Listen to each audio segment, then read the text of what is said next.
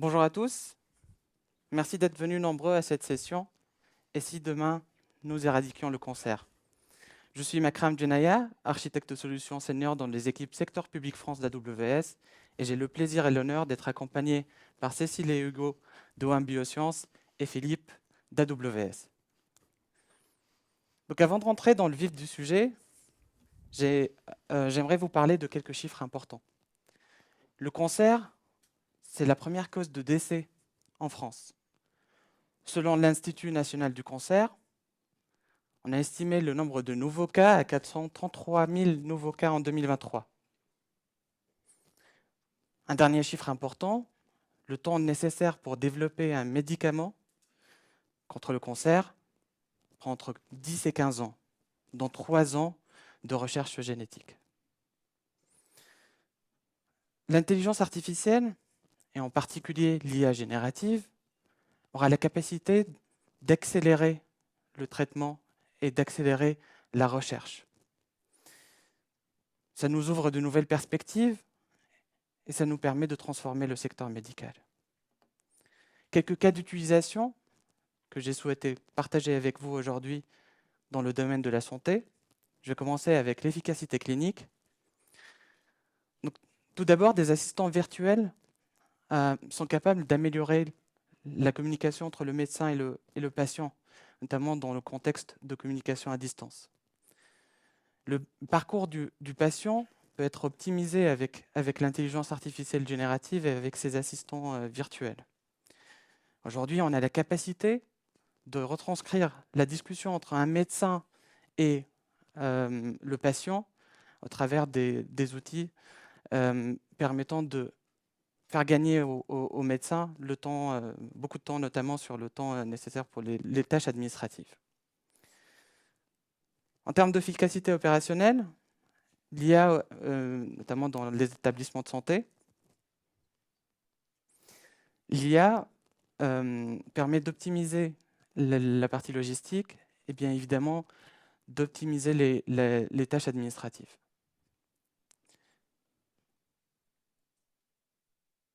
En termes d'expérience patient, l'expérience patient est améliorée grâce à un accompagnement personnalisé, un accompagnement plus humain, plus proche du patient.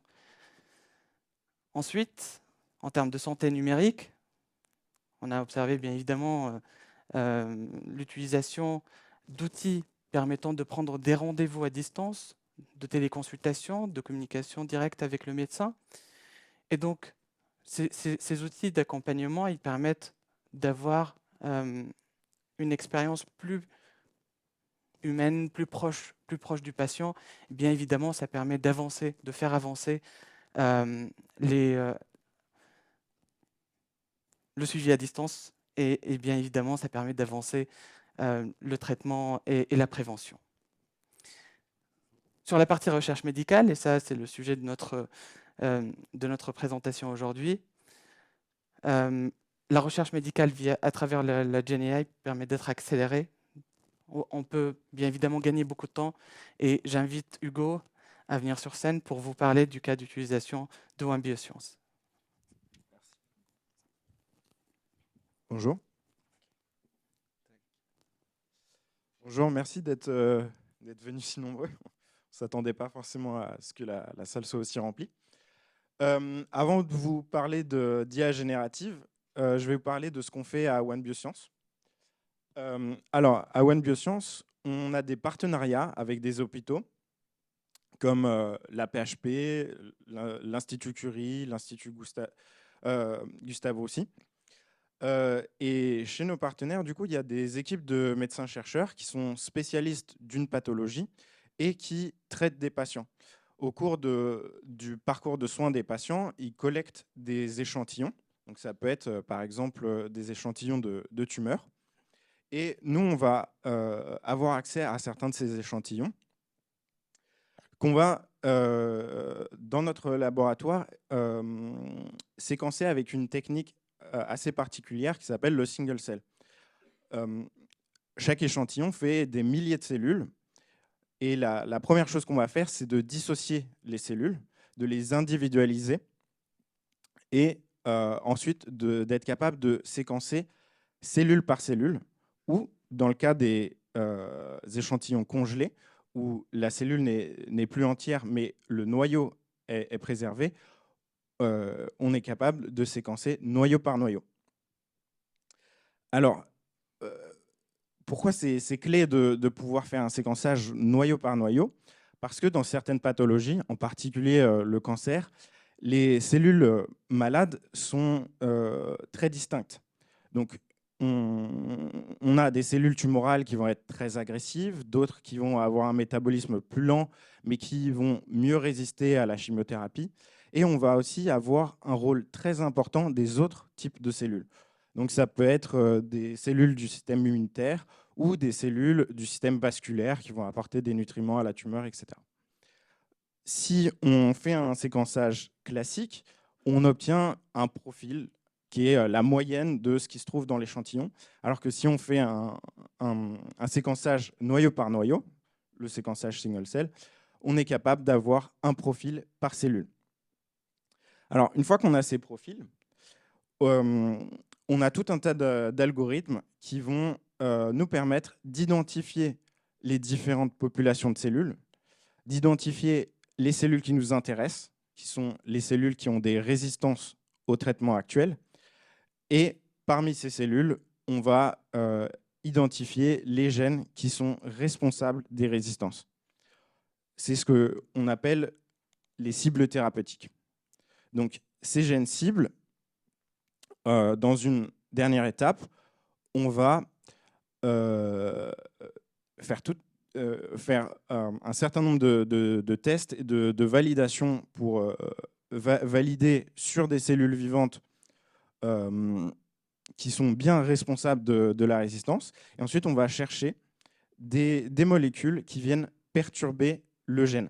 Alors, ça peut être soit perturber son expression, en inhibant le gène directement ou en boostant l'expression d'un gène inhibiteur du gène cible, ou ça peut être directement des molécules qui s'attaquent aux protéines qui sont synthétisées par le gène. Donc, c'est comme ça qu'à One Bioscience, on cherche des nouveaux médicaments dans des pathologies où il y a des résistances au traitement actuel.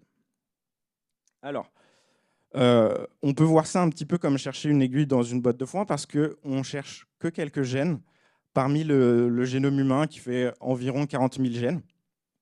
Et nos algorithmes, dans cette sélection, font qu'une partie du chemin. On va passer de environ 40 000 gènes à 200 000 gènes par l'algorithmie. Et malheureusement, c'est encore un peu trop parce qu'on ne peut pas envoyer les 200 gènes en validation. La validation est une étape très coûteuse qui se fait en labo avec pas mal de coûts associés. Et donc, on veut envoyer un nombre beaucoup plus petit de cibles en validation. Ce qui fait que notre équipe, donc on a une équipe de médecins et de biologistes chez nous, vont devoir aller regarder pour chacun des gènes présélectionnés par les algorithmes s'ils sont réellement pertinents pour la maladie, si il serait toxique de perturber ces gènes-là pour le reste du corps, et aussi s'il n'existe pas, par exemple, de projet clinique sur ce gène-là, qui peut être soit sur la pathologie sur laquelle on travaille, soit sur une autre pathologie, etc. Donc tout un tas de recherches à faire pour caractériser ces gènes cibles, apporter un maximum d'informations pour qu'on soit capable de sélectionner les 20 ou la vingtaine qui va aller réellement en validation. Voilà. Alors, du coup, cette équipe chez nous, elle est quand même assez petite. On est une start-up. Et on travaille sur 4 pathologies, le cancer de l'ovaire, le cancer du larynx, du cerveau et une maladie rénale rare. Et en fait, dans chacune de ces pathologies, il y a des milliers d'articles à lire, des milliers d'articles sur le sujet. Et ils sortent des centaines d'articles chaque mois. Et c'est en particulier en fait, les articles les plus récents qui nous intéressent. Et donc ça fait un travail bibliographique assez énorme pour pouvoir caractériser ces cibles. Alors, ce qu'on a fait au sein de l'équipe technique, c'est qu'on a décidé du coup d'utiliser une technologie LLM pour faciliter ce travail bibliographique. Donc, tout à l'heure, Cécile et Philippe vont vous expliquer comment on a intégré cette technologie chez nous, mais et quels problèmes on a rencontrés, quelles solutions on a trouvé à ces problèmes. Mais avant ça, une petite démonstration. Donc, l'assistant bibliographique se présente sous la forme d'un chatbot. Là, on voit le biologiste qui va sélectionner un espace de travail. En fait, ça va être un espace bibliographique qui rassemble des milliers d'articles scientifiques sur le sujet. Donc là, il a choisi le sujet de l'ovarian cancer et un modèle, ici le modèle de Claude 3 d'Anthropique. On voit le biologiste donc, qui demande l'information générale sur un gène, et on voit une réponse assez précise et qui commence par « based on the information provided ». Et donc, la réponse du modèle, c'est de dire « je me base sur l'information que tu m'as donnée ». Alors, l'information qu'on lui a donnée, en fait, c'est la bibliographie récente et pas l'entraînement initial du modèle. Donc là, on voit une deuxième interaction où le biologiste... Ouais. Okay. Où le biologiste demande quelque chose de très classique, c'est de demander une voie de signalisation. Donc plutôt que demander ce que fait le gène, demander à le replacer dans un réseau. Donc j'ai pas eu le temps de vous expliquer, mais en gros, on a vu que ce gène-là, qui est un gène impliqué dans le cancer de l'ovaire, déclenchait une voie de signalisation qui conduisait à des activités de prolifération, de survie et de mobilité qui sont très typiques des cellules tumorales.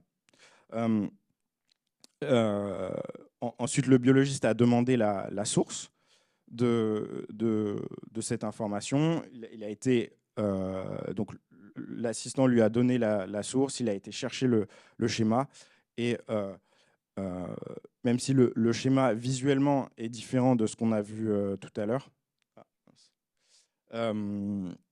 l'information est sensiblement la même. C'est la voie très connue FEGF, qui est une voie effectivement tumorale, de prolifération et de mobilité cellulaire. Voilà. Ouais. Voilà, donc on arrive à la fin de la démo. Je vais passer la main à Cécile.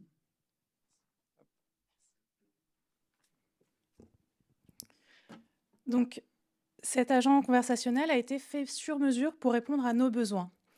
Et en fait, c'est là l'avancée des intelligences artificielles génératives, c'est qu'en fait, on a la possibilité de les adapter à notre métier. Une conversation, ça va être tout simplement un utilisateur qui va poser une question et un modèle de langage qui va lui répondre. Dans notre cas, nous avons commencé à lui initier la notion de cadrage en lui indiquant le rôle de la personne avec qui il discute. Donc ici, ça va être un chercheur en biologie. Comme ce n'était pas encore suffisant par rapport aux résultats qu'on voulait, nous avons ajouté une base de connaissances en utilisant des publications scientifiques. Donc nous avons maintenant un RAG, un Retrieval Augmented Generation, qui va indexer ces documents et va extraire les informations pertinentes pour ainsi améliorer la qualité de la réponse. Pour cette base de connaissances, nous avons utilisé 2 sources d'informations. PubMed, qui recense plus de 36 millions de publications biomédicales, ainsi qu'une sélection d'articles choisis par notre équipe de chercheurs. Et tous ces documents sont ensuite stockés par pathologie, ce qui nous permet de créer une thématique de discussion.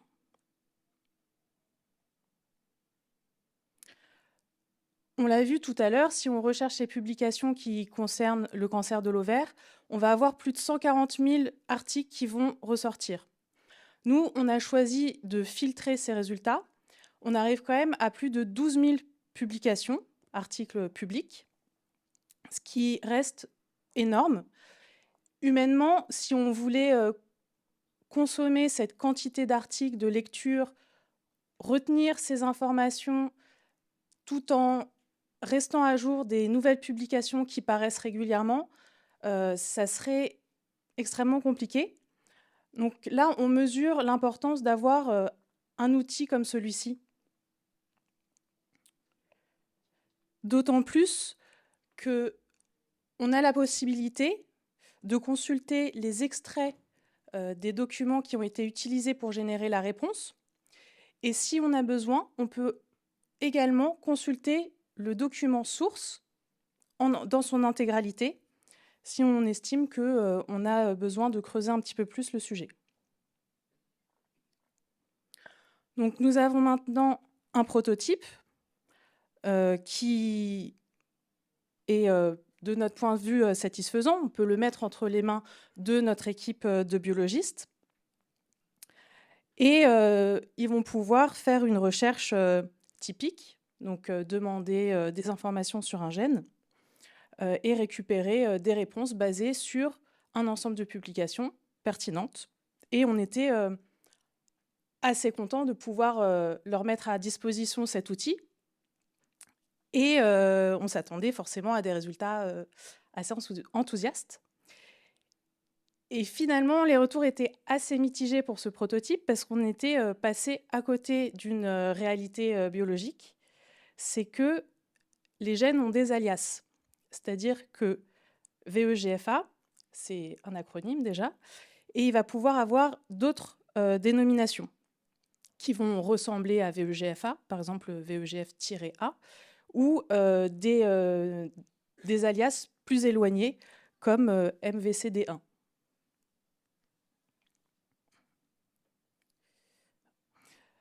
Nous avons donc ajouté la notion d'alias des gènes pour améliorer notre outil.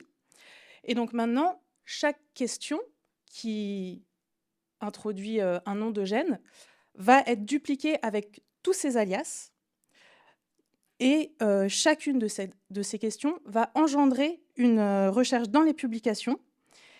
Et la réponse finale va ainsi tenir compte de toutes les publications qui parlent de ce gène, de ces alias, et on va enfin avoir une réponse qui va être totalement pertinente à la demande initiale. Et donc c'est à ce moment-là que enfin on a pu avoir des retours positifs. Donc on était rassurés. Concernant le choix du modèle, on peut partir sur un modèle généraliste qui va être très performant, ou un modèle spécialisé qui va être entraîné sur un domaine de connaissances en particulier et qui pourra donner de meilleurs résultats suivant le cas d'usage. Donc pour le moment, nous utilisons le modèle Claude V3 qui est disponible sur Bedrock via API et nous sommes en train d'étudier l'intégration du modèle spécialisé BioMedLM puisque celui-ci a été entraîné sur les données de PubMed, donc plutôt pertinent pour notre métier.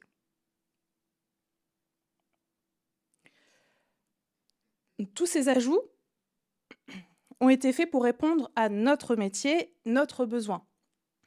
Et en fait, vous pouvez totalement transposer cette personnalisation pour l'adapter et créer des outils pour vous qui sont complètement adaptés à votre problématique.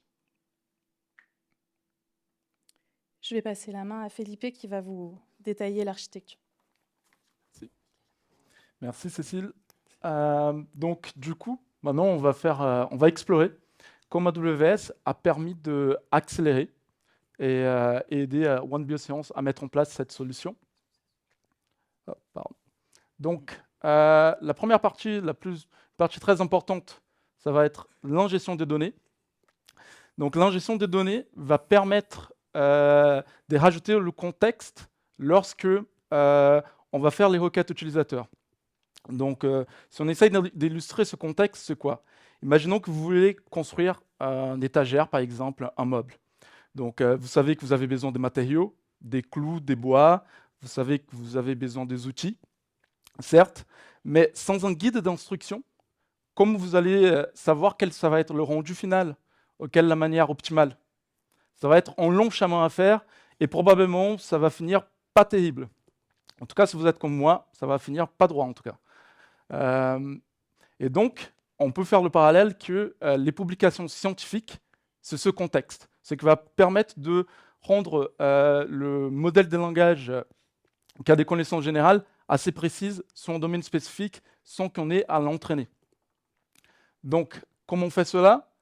D'abord, on va faire l'ingestion des documents dans une Amazon Bucket S3, qui est un service de stockage durable, disponible, haute disponibilité, qui s'intègre parfaitement avec nos services AWS.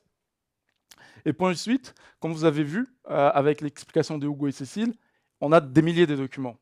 Donc, les stocker, ce n'est pas suffisant. Il faut avoir un moyen de le rechercher efficacement. Donc là, on met en place Amazon Kendra. Pourquoi Amazon Kendra? C'est que ce service va permettre, de façon totalement gérée, d'indexer les documents, mais également pouvoir faire de la recherche via un langage naturel, sémantiquement. Donc, c'est-à-dire que plutôt de demander à l'utilisateur à aller trouver les documents avec une recherche et puis ensuite avoir ce extrait, on va pouvoir reprendre la question de l'utilisateur et cette même question va être utilisée lors de la recherche. Et Kendra, elle est capable d'indexer des données structurées et non structurées et elle va également transformer ces données-là qu'on appelle en vecteurs, c'est-à-dire en langage que la machine est en mesure de comprendre. Et tout cela va être orchestré par AWS Batch, qui permet de mettre à jour régulièrement ces informations, comme on avait vu précédemment. De l'autre côté, nous avons l'accès utilisateur. Donc, dans un premier temps, on va accéder via Amazon CloudFront, notre réseau de diffusion de contenu, auquel derrière nous avons encore une fois Amazon S3 qui permet de stocker les éléments statiques de l'application web. On va le sécuriser avec Amazon Cognito. C'est notre service qui permet de gérer l'authentification et l'autorisation des utilisateurs. Donc pour l'authentification, on peut utiliser des identités des réseaux sociaux comme votre propre pool d'utilisateurs et également avoir de la multi-authentification. Mais également tout ce qui est autorisation, c'est-à-dire qu'on va pouvoir contrôler granulairement quels sont les services et les données qu'un utilisateur qui est connecté a accès. Donc, c'est-à-dire que, éventuellement, pouvoir dire que certains types de recherches ou certaines informations sont disponibles à l'utilisateur A, mais pas à l'utilisateur B. Et finalement, sur la partie front-end, on a AWS AppSync. Donc, AWS AppSync, c'est notre service entièrement géré des API GraphQL qui va permettre de faire la synchronisation des données. C'est-à-dire qu'on va avoir un point d'entrée unique qui est en mesure de se connecter à différentes sources. Et au lieu de travailler sur le modèle traditionnel auquel on va tenter de chercher l'information, on va pouvoir faire l'inverse. On va pouvoir souscrire à recevoir des notifications et dès qu'il y a une mise à jour, donc dans le cadre de l'assistant, dès qu'on a la réponse du modèle, on va transmettre à l'application. Et donc, on est beaucoup plus efficace, on économise des ressources et on gagne en performance puisque ces mises à jour sont quasi instantanées. Elle va permettre également, cette AppSync, de directionner les appels vers les bons services back-end, qui, en l'occurrence, est un service back-end complètement serverless. Donc, c'est-à-dire que nous avons des fonctions AWS Lambda, qui c'est de calcul en serverless, qui permet de ne pas avoir à gérer l'infrastructure sous-jacente. Et les développeurs se concentrent vraiment sur la partie métier pour rendre l'application utile aux utilisateurs. Ensuite, nous avons Amazon DynamoDB.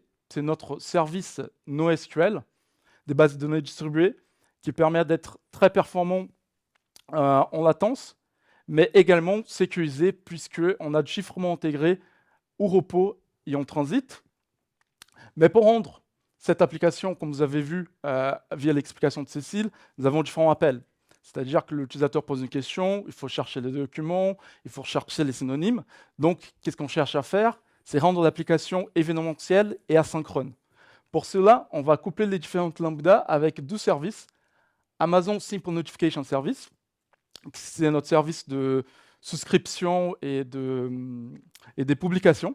Donc, c'est-à-dire qu'il est en mesure d'avoir des rubriques auxquelles on peut pousser différents types de messages, donc les réponses de notre moteur RAG via Amazon Kendra, comme entre autres, et avoir des services qui vont recevoir l'information. Nous, dans notre cas, ça va être Amazon Simple Queue Service, qui est un service de file d'attente, qui va recevoir les messages, et au fur et à mesure que le message arrive, des fonctions AWS Lambda vont être actionnées. Donc pourquoi cela?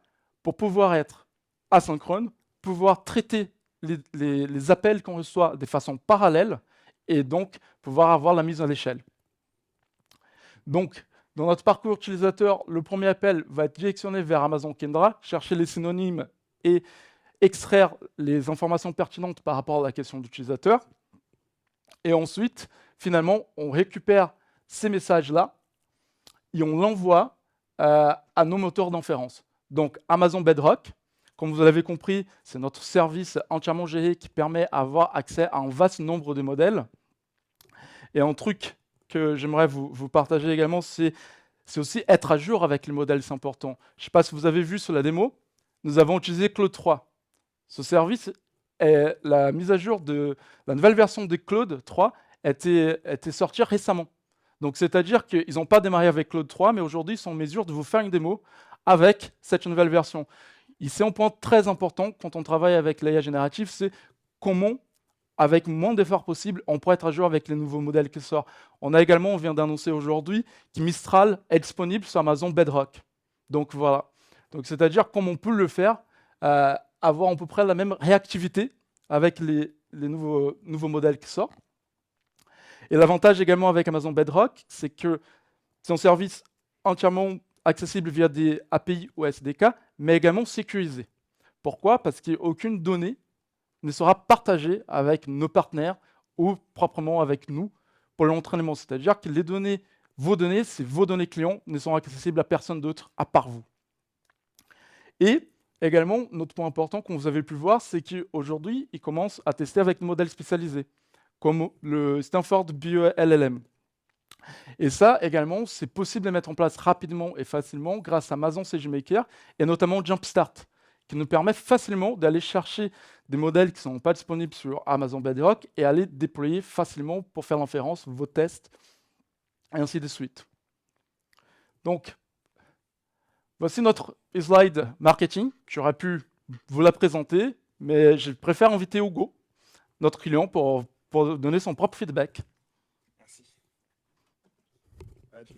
Donc, effectivement, Philippe nous a demandé de faire un retour d'expérience sur Amazon Bedrock. Nous, parmi là, les 5 points qu'a choisi l'équipe marketing, on en retient vraiment surtout 2 en fait. Pour One Bioscience, avec l'activité qu'on a, la confidentialité des données, c'était vraiment crucial. Le fait que en fait, les prompts qu'on envoie au modèle ne soient pas transmis aux créateurs des modèles, mais reste dans l'espace privé qui est notre compte AWS. Ça, c'était vraiment crucial. Et le deuxième point, Philippe en a parlé, c'est le fait qu'il y ait une API unique pour tous les modèles, ce qui permet effectivement de switcher de modèles hyper facilement. Et c'est ce qu'on a fait au cours du projet. Donc, le projet, nous, on l'a fait avec une équipe seulement de 2 personnes, Cécile et moi, en 2 phases. Une première phase de prototype qui a duré 2 semaines pour mettre quelque chose dans les mains des biologistes et avoir des premiers retours, effectivement, comme par exemple la problématique des alias. Et puis, on a fait une petite pause et quelques mois plus tard, on a repris pour finaliser le code, résoudre répondre convenablement aux différents feedbacks qui nous avaient été faits. Et ça a pris à peu près 1 mois. Entre les 2 phases, il y a des nouveaux modèles qui sont sortis. Et on est passé du coup de Claude V2 à V3 par exemple. Il y a le fait que Mistral ait sorti ses modèles alors qu'on entendait encore peu parler de Mistral à l'époque à laquelle on a fait le prototype. Donc un investissement en temps assez raisonnable qui nous a permis du coup de répondre à une problématique de nos collègues biologistes.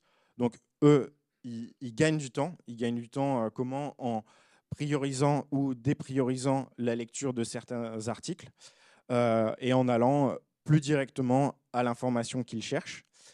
Mais en faisant ce projet, on s'est aussi rendu compte de quelque chose, c'est finalement, cette technologie qu'on ne maîtrisait pas, on a pu rentrer dedans très facilement et arriver à un résultat qui nous a satisfait. Et en fait, ça nous a encouragé à lancer un autre projet. Donc, qu'ici, on ne va pas détailler, mais peut-être que ce sera l'objet d'un prochain talk au Summit 2025. Où en fait, on va utiliser des modèles. Donc, modèles auto-attentifs, c'est les modèles qu'il y a derrière GPT, Claude, etc. Donc, les LLM. Mais pas en tant que modèle de langage, mais directement sur des données génétiques. Alors, les données génétiques, on peut les voir comme un langage. Il y a quelques opérations à faire sur la donnée pour arriver à ça, mais c'est quelque chose qui se fait de plus en plus. Donc, c'est un des mouvements de l'industrie dans laquelle on travaille, enfin, le secteur d'activité de la production et l'analyse des données génétiques. Et donc, on s'y met aussi sur nos données l'utilisation de modèles auto-attentifs. Voilà. Merci, et je vais passer la main à Makram pour la conclusion. Et ce n'est qu'un début. Et ce n'est qu'un début parce que, comme vous avez pu le constater avec WAM Biosciences, on arrive à gagner jusqu'à 15% du temps qui était alloué à la recherche génétique. Avec AZMed, par exemple, on arrive à gagner du temps sur l'analyse des images avec de l'intelligence artificielle. Et avec Olea Medical, bien évidemment, on a cette capacité de détecter les lésions avec l'intelligence artificielle. Plusieurs de nos clients utilisent aujourd'hui l'intelligence artificielle générative pour pouvoir générer des rapports d'imagerie médicale, de faciliter le travail des médecins. Et donc, ensemble, nous avons la possibilité d'éradiquer le cancer. Il faut juste qu'on travaille, qu'on continue à travailler, qu'on utilise la technologie avec précision et avec une bonne utilisation. Alors pour commencer, je vous ai mis quelques QR codes. Le premier, c'est pour pouvoir démarrer avec Amazon Bedrock. Vous allez avoir une documentation extensive avec un ensemble de détails sur quels sont les modèles disponibles, quelles sont les régions dans lesquelles Amazon Bedrock est disponible. Ensuite, vous avez dans le deuxième QR code un tutoriel que vous pouvez suivre étape par étape, et vous pouvez bien évidemment démarrer assez rapidement avec Amazon Bedrock, pourquoi pas créer votre prototype et votre solution assez rapidement. Et puis le dernier QR code, c'est un QR code qui vous met à disposition un workshop dans lequel, avec une approche guidée, vous pouvez bien évidemment tester Amazon Bedrock. Merci beaucoup d'être venus si nombreux. Nous espérons que la session était intéressante pour vous. Il y a feedback is a gift, c'est ce qu'on dit. Donc, n'hésitez pas à nous laisser vos commentaires et votre feedback afin que nous puissions nous améliorer pour les prochaines années. Merci.